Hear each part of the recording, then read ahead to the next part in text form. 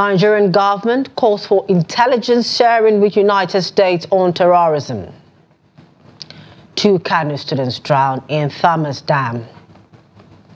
Hoodlums clash in Lagos, set market on fire.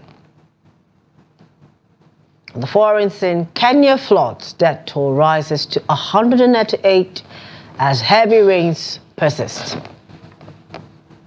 Hello and welcome to Trust TV's news update. I am Chiamaka Nwafo.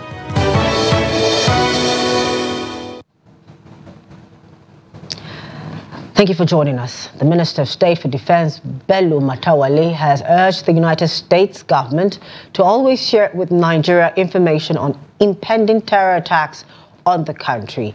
He said such information and intelligence the USA sends to its citizens in countries with crisis could be shared with Nigeria to fight banditry and terrorism.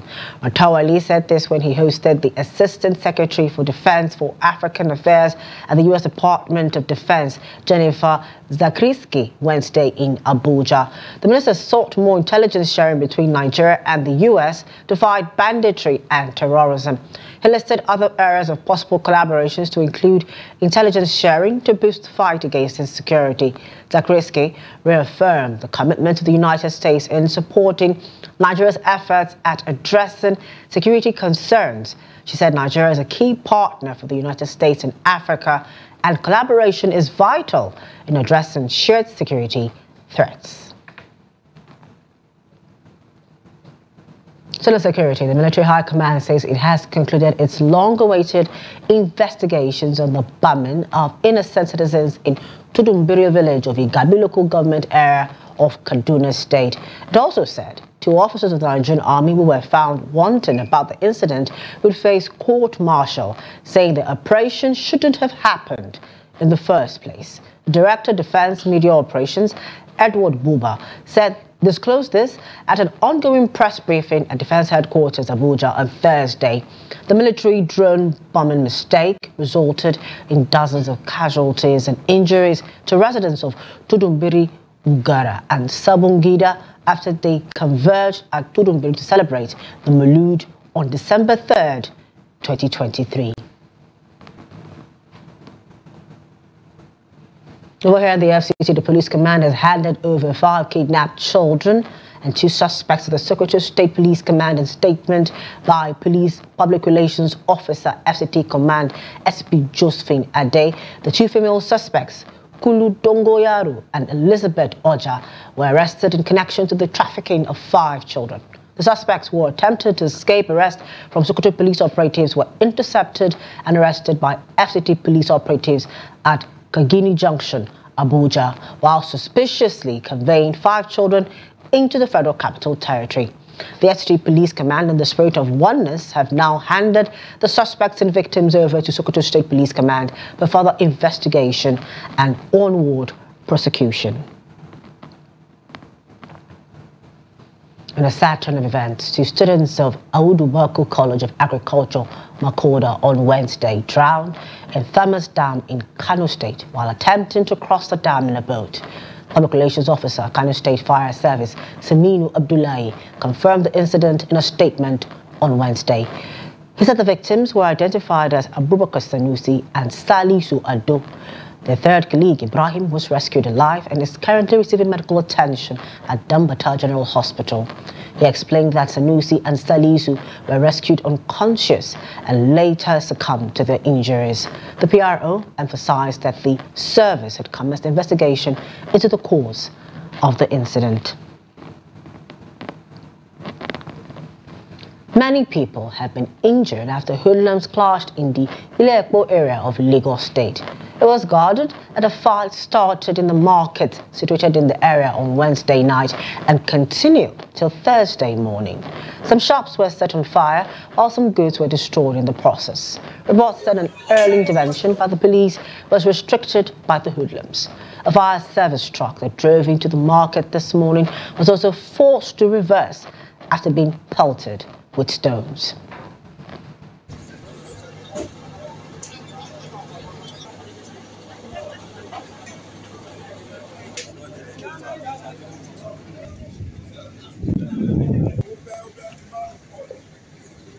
Ah.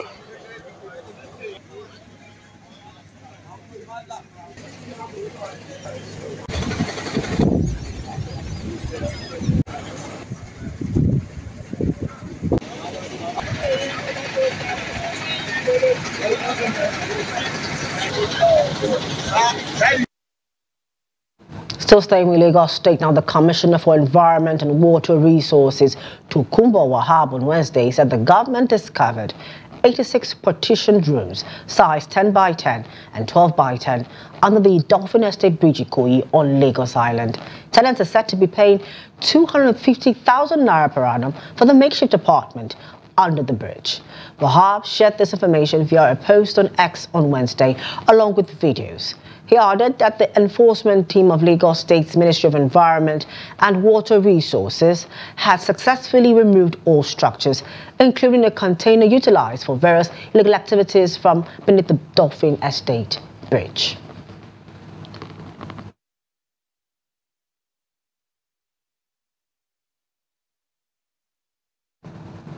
In the Obalende area of Lagos State, a man has been shot and killed at the NNPC station there during an argument on whose turn it is to purchase fuel. There are conflicting reports as to the identity of the gunman, as some stated the suspect was a policeman, while others referred to him as a DSS operative. The gunman fled the scene immediately in a bid to escape. The youths in the area, as an action to reciprocate the killing, burned 2 hillocks belonging to the police or the DSS.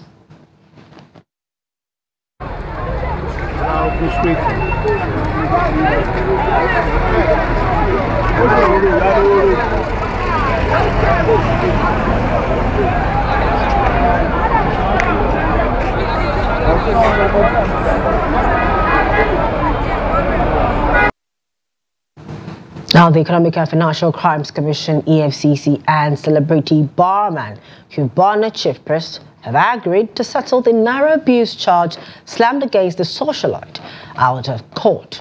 The out-of-court settlement was made known at the resumption of proceedings on Thursday. The Federal High Court in Lagos State on Wednesday, April 17, granted Cubana chief priest 10 million naira bail with 2 sureties in like sum. It was arraigned before Justice Kehinde Ogudare on 3 counts bordering on abuse of naira, spraying and tampering with the nation's currency at a social event, contrary to the provisions of the Central Bank Act of 2007.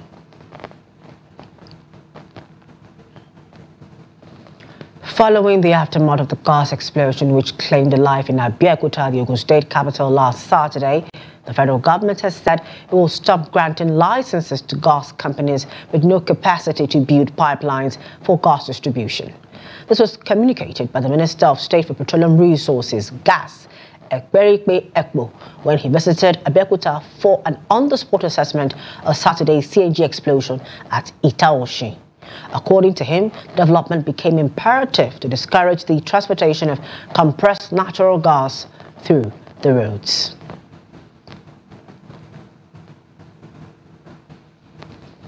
The 2024 International Workers' Day celebration took a different dimension as stakeholders gathered to celebrate special people who have dared the odds to live decent lives through hard work.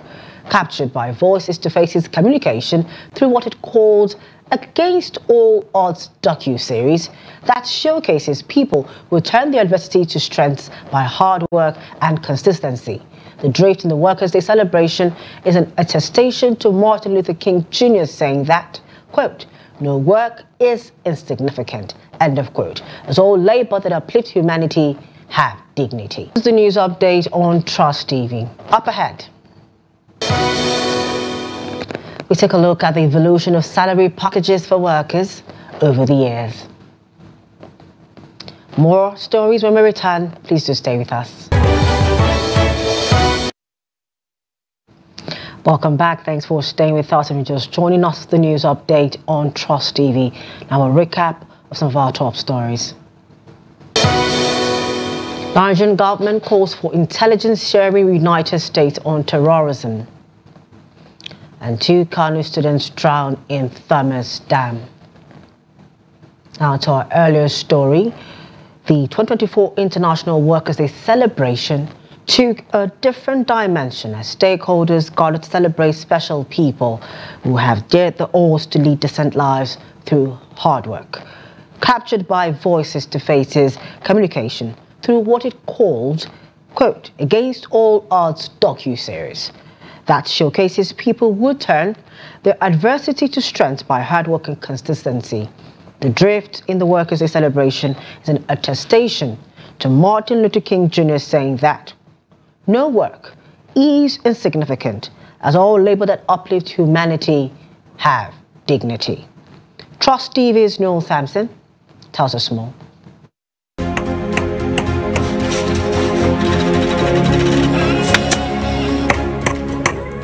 The first batch of the docu-series is about Toyin Ogunniyi, a female carpenter in Lagos. Tragedy struck when she lost her husband to a ghastly motor accident at the age of 33 in 2019, leaving her to care for 2 young children. She later ventured into carpentry, defying all odds to become successful. She highlights the difficulty she encountered while shooting the documentary and why she produced it. There were so many challenges. So, for example, we had to travel to go shoot the documentary.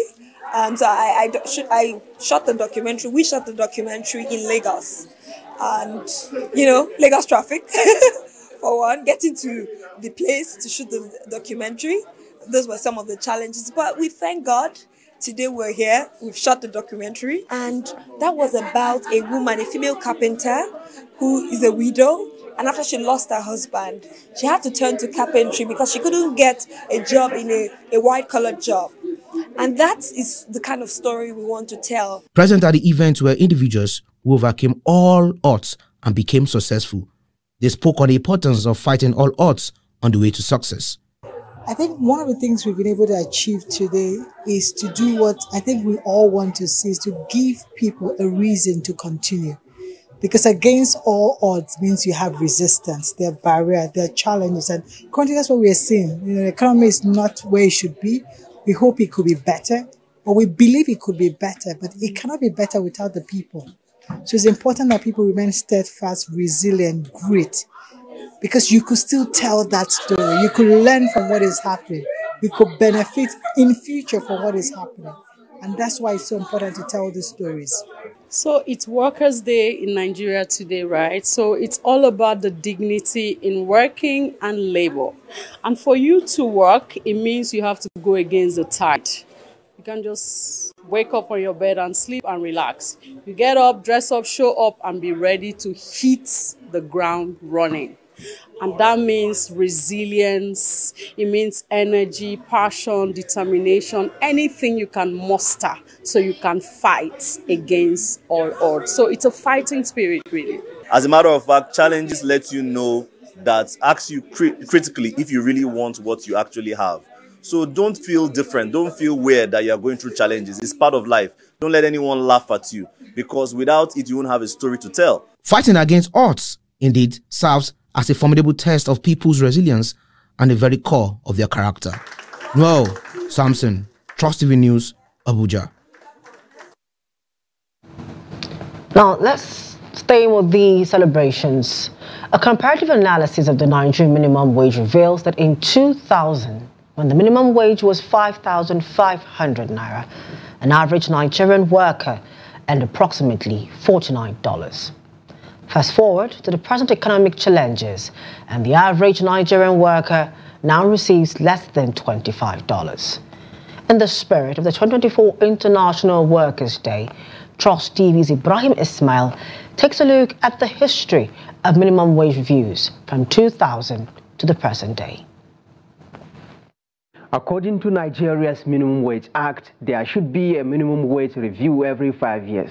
In 2000, the minimum wage was 5,500 naira, equivalent to $49 at the time. During President Olusegun Obasanjo's administration, between 2007 and 2010, it was raised to 7,500 naira, roughly $67. In 2011, under former President Goodluck Jonathan, the minimum wage increased to 18,000 naira, about $117 then. In 2019, former President Muhammadu Buhari approved a new minimum of 30,000 naira, approximately $88, when the exchange rate was 360 naira per dollar. Presently, the 30,000 naira minimum wage is equivalent to $21. On April 30th, 2024, the federal government approved a salary increase of 25% to 35% for civil servants on the remaining 6 consolidated salary structures. This translates to a 75,000 naira increase for workers. The federal government has increased the minimum wage 4 times in 24 years since 2000. Although the Minimum Wage Act mandates a review every 5 years. Despite these pay rises, food commodity prices have surged by 35% according to the latest data from the National Bureau of Statistics, meaning that civil servants' salaries essentially remain unchanged in real terms.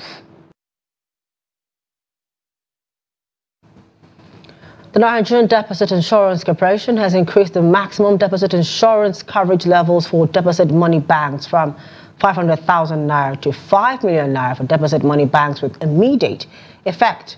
The Managing Director of NDIC, Bello Hassan, made the disclosure on Thursday in Abuja.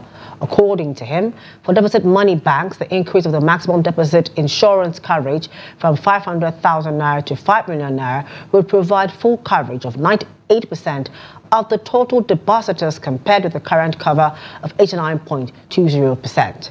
In terms of the value of deposit covered, the revised coverage would increase the value of deposits covered by deposit insurance to 25.37% compared with the current cover of 6.31% of total value of deposits.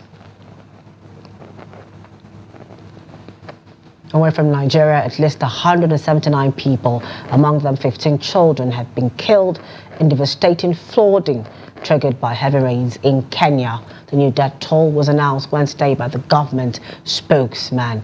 Isaac Mwara said the month of April marks the peak of the ongoing March, April, May long rains, except for the coastal region where the rains are expected to peak in May. The heavy rains and flooding have displaced 195,000 people, prompting the government to accommodate flood survivors in schools or establish displacement camps.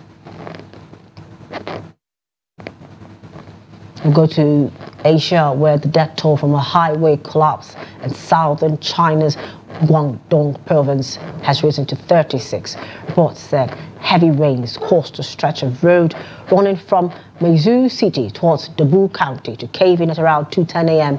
on Wednesday.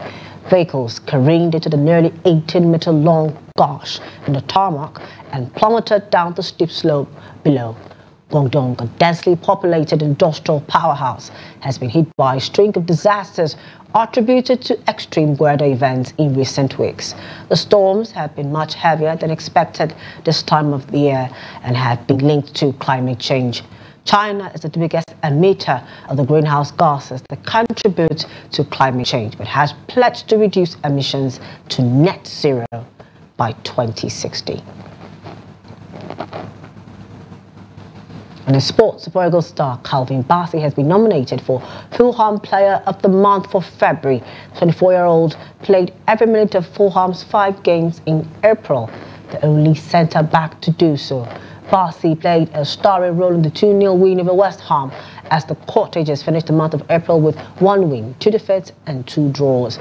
Bassey is nominated alongside 3 of his teammates, Andres Pereira, Joao Palhinha and Rodrigo Muniz.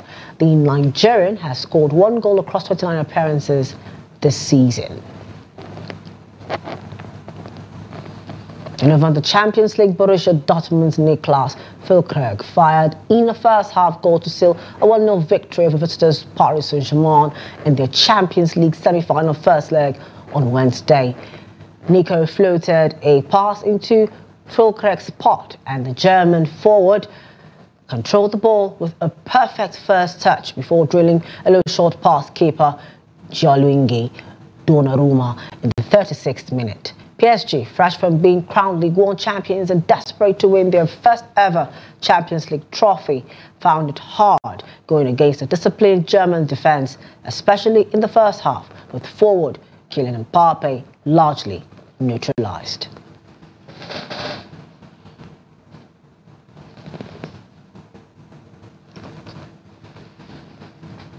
That's much we have for you on News Update at this hour. For more news, programs and documentaries, please do well to follow us on all our social media platforms and on our YouTube live stream.